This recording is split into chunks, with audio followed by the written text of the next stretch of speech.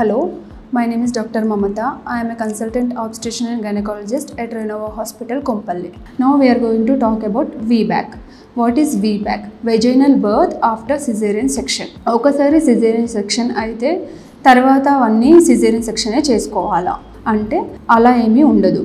It depends on first caesarean delivery ఎందుకు చేశారు, ఎన్ని వీక్స్లో చేశారు, పోస్ట్ సిజేరియన్ తర్వాత ఏమైనా కాంప్లికేషన్స్ ఉన్నాయా లేదా అనే దాన్ని బట్టి ఈ ప్రెగ్నెన్సీలో మీకు నార్మల్కి ట్రై చేయొచ్చా లేదా అనేది డిసైడ్ చేయొచ్చు. సో వాట్ ఆర్ ద ఏ కండిషన్స్లో మనం ట్రయల్ ఆఫ్ లేబర్ ఇవ్వచ్చు ప్రీవియస్ సెక్షన్లో అంటే వాళ్ళకి ఎలాంటి మెడికల్ కండిషన్స్ ఉండకూడదు. అంటే ఈ ప్రెగ్నెన్సీలో వాళ్ళకి hypertension, diabetes, heart disease లాంటివి ఉండకూడదు.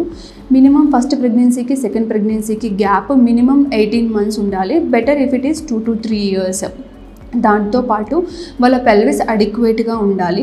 ప్లాసెంటా పైనకే ఉండాలి, ప్లాసెంటా కింద ఉండకూడదు. At the same time baby growth కూడా యావరేజ్ వెయిట్లో ఉండాలి. If it is baby growth ఎక్కువగా ఉన్న, వెయిట్ ఎక్కువగా ఉన్న, chances of scar rupture will be more. At the same time amniotic fluid కూడా నార్మల్లో ఉండాలి, సిటీజీ కూడా నార్మల్లో ఉండాలి. ఎలాంటి వాళ్ళకి ఈ ట్రయల్ ఆఫ్ లేబర్ని సజెస్ట్ చేయొచ్చు అనేది చూసుకున్నాం.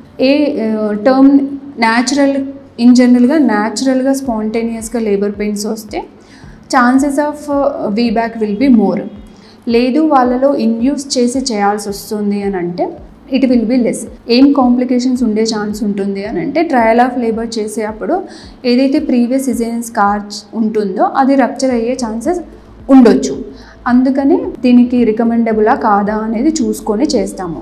ఎలాంటి సిచ్యుయేషన్స్, ఎలాంటి హాస్పిటల్స్లలో ఇది చేయాలి అని అంటే ఎక్కడైతే 24/7 ఓటీ అవైలబుల్ ఉంటుంది, అనస్థెటిస్ట్ అవైలబుల్ ఉంటారు, బ్లడ్ బ్యాంక్ అవైలబుల్ ఉంటుంది, ఎక్కడైతే కంటిన్యూస్గా ఫీటల్ హార్ట్ రేట్ని మనం మానిటర్ చేయగలుగుతున్నాము, ఆబ్స్టేషన్ 24/7 అవైలబుల్ ఉండగలుగుతుందో అలాంటి ప్లేసెస్లోనే VBAC trial of labour after caesarean delivery suggest చేస్తాము.